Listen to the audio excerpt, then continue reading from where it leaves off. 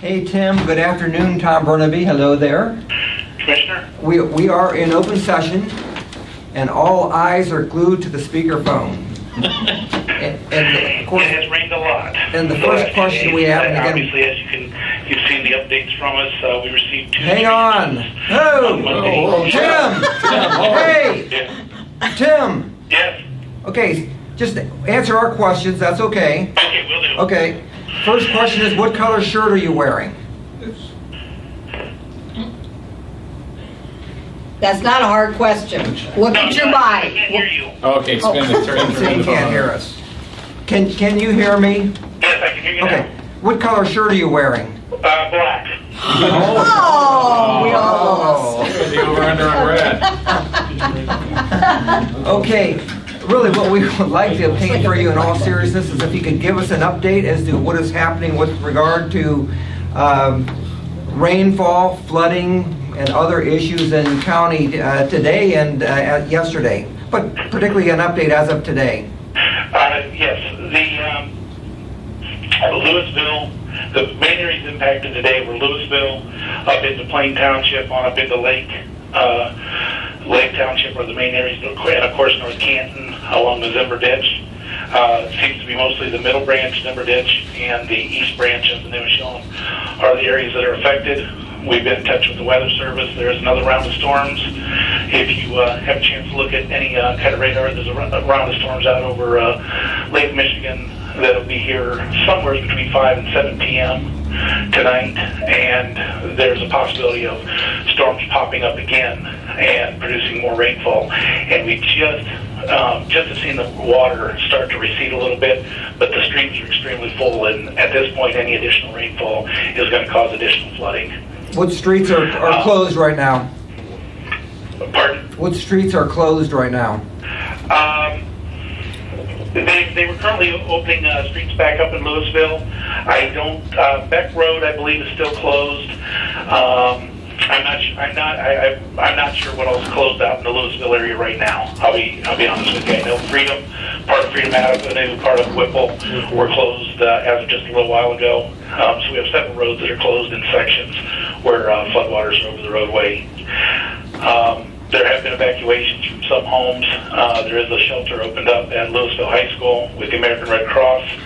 The Salvation Army is also coming into our office to work with them. We have a government liaison here from the Red Cross working out of our office, along with staff has come down from Summit County EMA to assist us with public information, and we have Kansas City Health Department has personnel here, and the Sheriff's Office has been in close contact with us. We've also put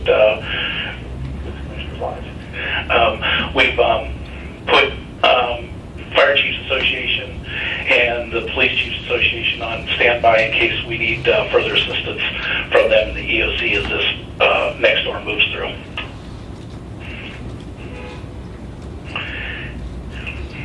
That's pretty much where we're at right now. How bad is December? Did those houses in North Canton get hit again? Yes, some of those houses that we're currently hoping to get the buyout on, some of those same houses got hit again this morning. I talked with one of the homeowners this morning, and I actually stopped there and saw the floodwaters when they were coming up with, and got to meet with Mike Grimes this morning in North Canton there for a few minutes on my way into work. But it's right now we are seeing a lot of affected properties, which, without getting real technical, it's water in the basement. It's less than 18 inches on the first floor of the living space of the home. We need more than 18 inches on the first floor and or a destroyed home to qualify for the. We need 25 structures like that throughout the county to help us with the state, and in total, damages across the state would have to total over $15 million before we'd be able to get state or federal assistance. But that's what we're working all of the avenues through the fire departments, through the directly through Facebook, through different media outlets. We're pushing to have people submit their damages so that we can see where we're at there. But as of yesterday, we were not any place close to being able to qualify for those types of programs. And even as I sit here today, I only know of 3 major properties. People will be that have that meet that criteria. We have hundreds, if not thousands, at this point. I would say I'm safe to say we have several hundred that have some type of basement flooding, and that could be anywhere from a few inches to a few feet of basement, in their basements. But again, for those structures that have actually impacted their first floor living spaces, we're well below that 25 number that we normally look for, and that's just the starting point to alert the state that we need help with doing further damage assessment.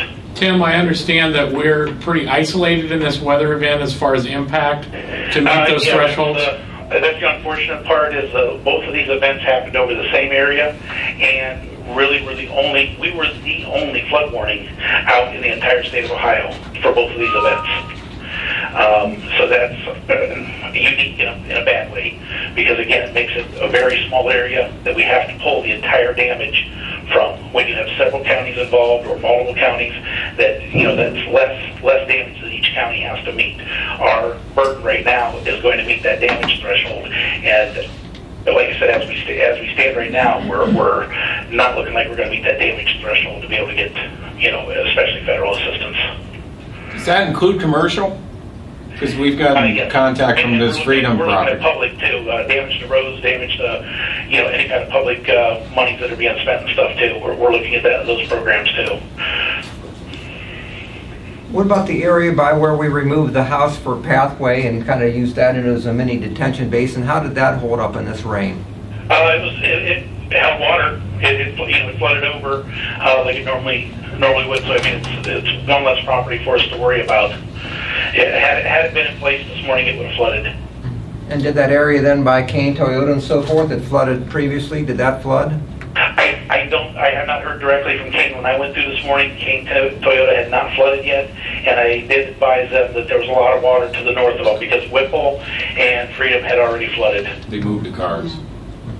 Tim, when there's calculation of damage, I'm just curious, if a business has to close, can the dollars lost be counted towards that, or is it only physical damage? Does that make sense? Commissioner, I honestly don't know sitting here. Okay. I know they look at the lost wages of the individuals, and some of those things with calculations, but exactly how those are done, I do not know off the top of my head. Okay. Hey, Tim? Yes. How, with these successive storms that are coming, where is that event defined in a time frame? I mean, at what point, if these storms come for a couple more days, does the continuing damage still count as one event? Or at what point do they look at that as two separate weather events? They often lump these type of events where we have not had a chance to even do full damage assessment for the first one. They often lump these into one event. Over several days, they will often lump them into one event. That's what I've seen traditionally done in the past. So that's what I would push for on this too. I wouldn't expect them to do anything differently than they've done in the past. So anybody that has any damage, should we refer them to you so you get especially the commercial stuff? We're answering as many phones as possible. That's why we've asked for additional help from Sutton County EMA. But we are normally getting more phone calls. We can answer all of them. So we're asking people to send pictures and their address to our web address, starkema@starkcountyohio.gov. If they would. We've put that in the newspapers, we've put that out via Facebook, we've been doing that via all our media releases, and we are getting good feedback. And a lot of people are doing that. And we do have some members of the media here today, and I don't know, since Tim isn't here in person, you will probably ask him a question or two. Any questions for Tim? No. Martin. Martin is formulating one. Right. Well, thanks for the opportunity. We can turn that around so you can get that maybe that way. Or send me video today. What would be your advice to Stark Countyans during this time about getting out and about the roadways in the affected area? Stay off of them? Martin, my best advice to the public right now is one, to stay out of any of the flooded roadways. You're never sure if the road support's there.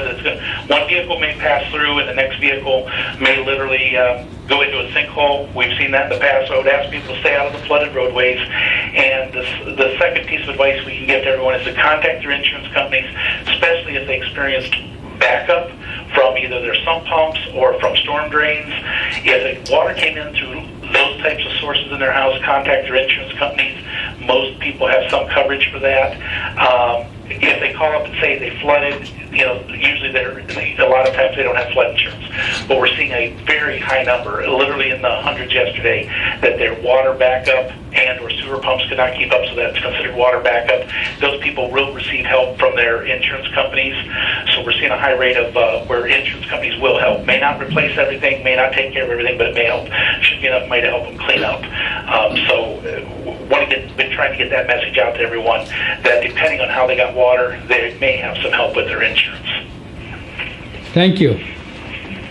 Anything else, Commissioner? Brant, anyone? No. Tim, we appreciate your taking your time today, and get back to work. We thank you. Hard at it. Thank you, Okay, Commissioner. see ya. Take care. Thanks, Tim.